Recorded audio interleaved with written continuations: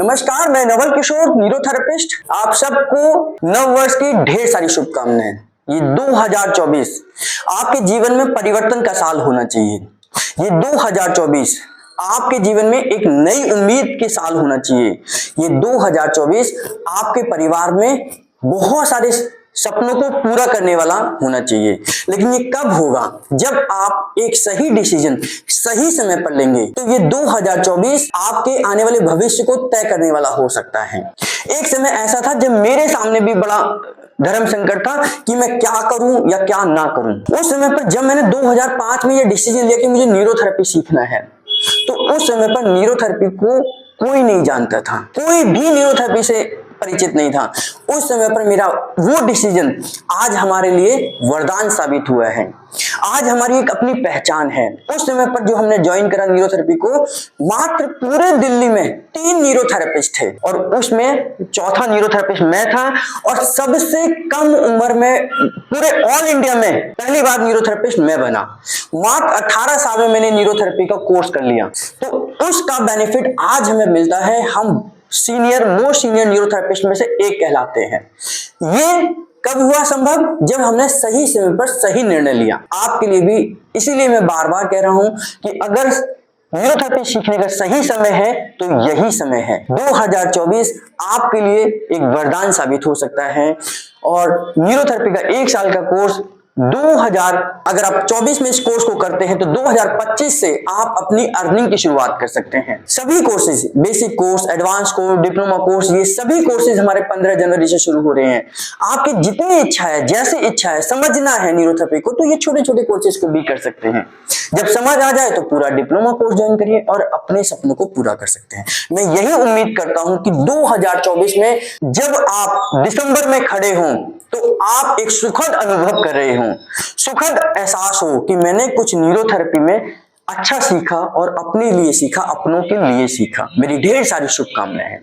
इस कोर्स में हम बहुत सारी अलग अलग टेक्निक सिखाते हैं। हम नी पेन को कैसे ठीक कर सकते हैं, बैक पेन को कैसे ठीक कर सकते हैं, सर्वाइकल को कैसे ठीक कर सकते हैं, इस तरीके के बहुत सारे पेन के बारे में लगभग 150 बीमारियों पर हम डिस्कस करते हैं। उसमें से स्पाइन स्टिफनेस हो जाए तो कैसे हम ठीक करेंगे। एक छोटा सा डेमो आपको यहां दूंगा, आपको सिखाकर जाऊंगा कि हम छोटा सा डेमो के तौर पर बैक स्टिफ है, सर्वाइकल है, बैक पेन है, मिडल बैक पेन है, उसके लिए हम क्या करें। तो आइए देखते हैं। जिसको भी ये इस तरीके की समस्या है उसको आप उल्टे लिटा दीजिए। उल्टे लिटाने के बाद में जैसे ये उल्टे लेटे हुए हैं, उसके बाद हथेली को यहां रखिए और क्लॉकवाइज करिए। ऊपर से नीचे तक धीरे धीरे क्लॉकवाइज करिए, ऊपर से नीचे तक क्लॉकवाइज करिए। आराम आराम से करिए, आराम आराम से करिए, आराम आराम से करिए, बिल्कुल आराम आराम से करिए और धीरे धीरे क्लॉकवाइज करते हुए नीचे की तरफ जाइए। यहीं से लास्ट में फिर एंटी क्लॉकवाइज करिए, एंटी क्लॉकवाइज करिए, धीरे धीरे करिए, धीरे धीरे करिए। आप देखेंगे कि अगर जिसको स्टिफनेस होगी तो आपके ये एंटी क्लॉकवाइज क्लॉकवाइज करते हुए उसको पेन होगा। फिर यहां से हाथ को रखिए, नीचे तक रबिंग करते हुए जाइए पूरी स्पाइन को।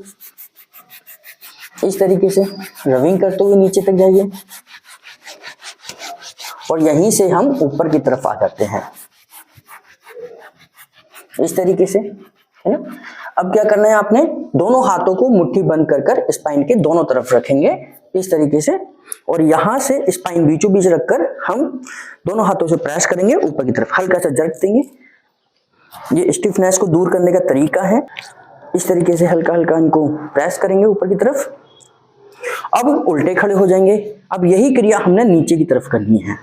हल्का हल्का जर्क देंगे, यानी कि हमने पहले ऊपर जर्क दिया था, अब नीचे की तरफ जर्क देंगे, हल्का हल्का जर्क देंगे और ये जर्क देने के बाद फिर रिलैक्स करेंगे, है ना। फिर रिलैक्स करेंगे, इस तरीके से रिलैक्स करेंगे और इससे आप देखेंगे कि उनकी स्पाइन धीरे धीरे उनकी स्टिफनेस दूर हो जाएगी, इस तरीके से दूर हो जाएगी।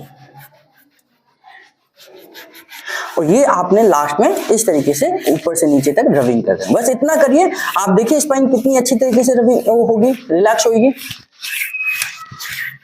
कितनी अच्छी तरीके से रिलैक्स होगी।